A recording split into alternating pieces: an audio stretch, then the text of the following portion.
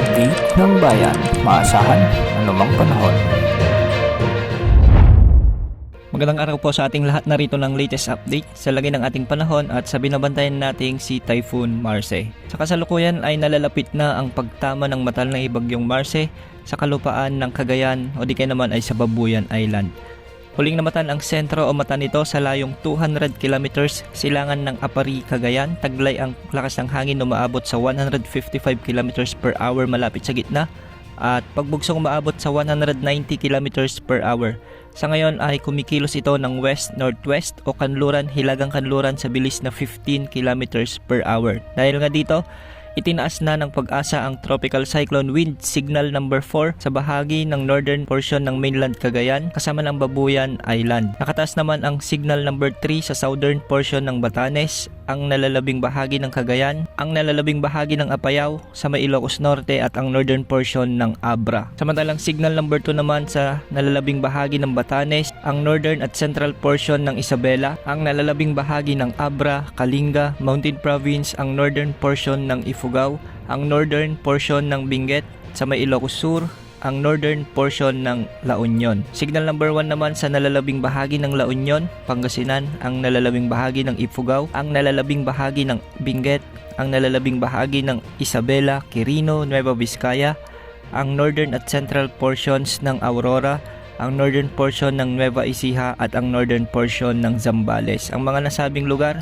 na nasa ilalim ng Tropical Cyclone Wind Signal number 1 hanggang Signal number 4 ay inaasang makakaasa na ng mga pagulan at pagbugso ng hangin sa mga susunod na oras dahil sa unti-unting paglapit ng mata ni Bagyong Marce sa kalupaan.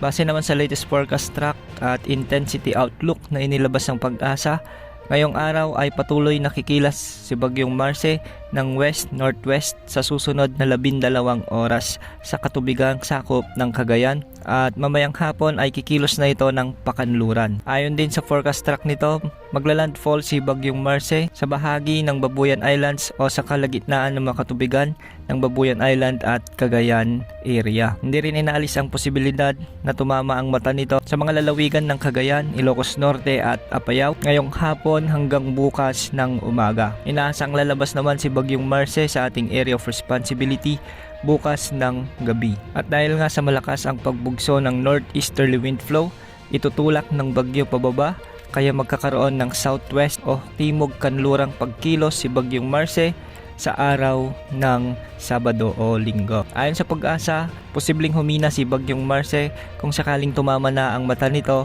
sa mga kalupaang sakop ng mainland Cagayan. Ngunit isa pa rin itong typhoon category. Malakas ang bagyong ito, kaya mag-ingat po ang mga kababayan natin lalo na sa may extreme northern Luzon at mga lugar na nasa ilalim ng Signal number 1. At dahil nga kay Bagyong Marce, ngayong araw ay posibleng makaranas ng intense to torrential rains ang mga lalawigan ng Cagayan, Apayao, Ilocos Norte. Ang mga lugar na ito ay posibleng makaranas ng higit sa 200 mm na pag-ulan. Posible ring makaranas ng heavy to intense o 100 to 200 mm na pag-ulan ang mga lalawigan ng Batanes, Ilocos Sur at Abra. Samantalang moderate to heavy o 50 to 100 mm naman na pag-ulan ang inaasahan sa may Kalinga, La Union, Isabela at Mountain Province. Sa nalalabing bahagi ng ating bansa, asahan naman ang pag-iral ng easterlies lalo na sa bahagi ng Bicol Region, Eastern Visayas at Caraga Region. Sa iba pang bahagi ng bansa ay localized thunderstorms naman ang siyang magiging dahilan kung bakit may mga pag-ulan o kalat-kalat na pag-ulan sa mga lugar na ito. Yan ang update sa lagay ng panahon. Ito pang weather update ng bayan, maasahan anumang panahon.